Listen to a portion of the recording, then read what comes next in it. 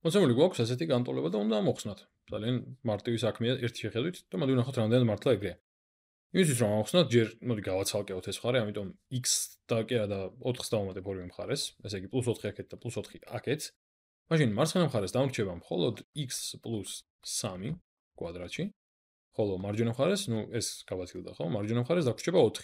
ხო, რაღაცა კვადრატში თუ უდრის 4-ს, მაშინ თვითონ ეს რაღაცა ტოლი უნდა იყოს ფესვი 4-დან, ხო? კვადრატული ფესვი 4-დან. 4-ის კვადრატული ფესვის. ამიტომ წერთ კვადრატულ ფესვს 4-დან და კვადრატული ფესვი შეიძლება იყოს ან პლუსი ან მინუსი, იმიტომ რომ მინუს ფესვის და პლუს ფესვიც ორივე მოგცემს კვადრატს. შესაბამისად, x + 3 შეიძლება უდრიდეს 2-ს, ან x + 3 შეიძლება უდრიდეს -2-ს, იმიტომ რომ ორივე კვადრატში მომცემს 4-ს. და ნუ აქედან გამომდინარე, x-ი უდრის -1-ს, თუ გამოვაკლებთ 3-ს ორივე მხარეს, ან x-ი ტოლი გამოდის -5-ს. ესე იგი, ეს არის ის ორი შემთხვევა, რომელიც აკმაყოფილებს ამ განტოლებას და მართლა თუ ჩავსვამთ, მაგალითად, -1 თუ ჩავსვამ აქ, -1 + 3 არის 2, 2-ის კვადრატი არის 4, 4-ს -4 არის 0.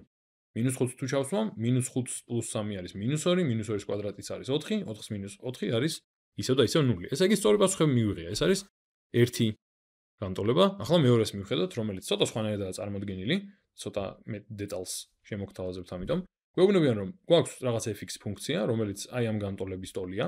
ანუ უბრალოდ ეს არის fx ფუნქცია, უფრო სწორი ნათქვამი ეგაა.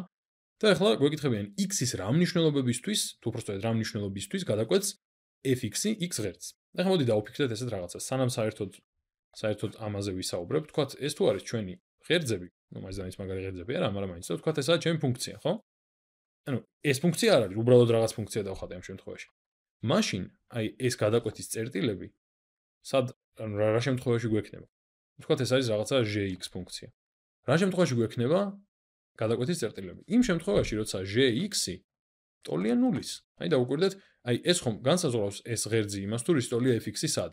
კი არა და gx-ი. და ამ ღერძზე, ანუ ზუსტად x ღერძზე, ტოლი უნდა იყოს 0-ის gx-ი. შესაბამისად ახლა ამ ლოგიკით, ხო? ანუ აქ თუ y-ი რომელიც უდრის ანუ y-ი უდრის gx, y-ი თუ არის 0 და აქაც თუ y-ი არის 0, მაშინ მე ამ შემთხვევაში ზუსტად იმავე ლოგიკას უნდა მივყვე. ანუ კერძოდ, ჯერ მაინტერესებს ეს როდის უდრის 0-ს. და მე აქედან უკვე გავიგებ x-ის მნიშვნელობას, იმიტომ რომ ეს 0-ს როცა უდრის, მაშინ იკვეთება fx-ი x ღერძთან, ხო? ესე იგი, როცა fx-ი ანუ y-ი უდრის 0-ს, ანუ არ დაიბნეთ, fx-ი არის იგივე y-ი და ანუ y-ის ნულობა თუ მინდა, ესე იგი fx-ის ნულობა მინდა. ერთი და იგივე. ამიტომ მოდი დავწეროთ ახლა ეს და ამოხსნათ. ესე იგი, გვაქვს x - 2, შემდეგ ეს კვადრატში უდრის, ну ბარემ უდრის, ანუ ან კაი არა, მოდი მე დავწერ პატიოსნად, -9 უდრის 0-ს. ახლა ორივე მხარეს დავუმატოთ 9, მაშინ მექნება რომ x - 2-ის კვადრატი უდრის 9-ს, შემდეგ აქედან გამომდინარე x - 2 უდრის ან 3-ს, ან -3-ს, ხო? იმიტომ რომ -3-იც და 3-იც კვადრატში მომცემს 9-ს.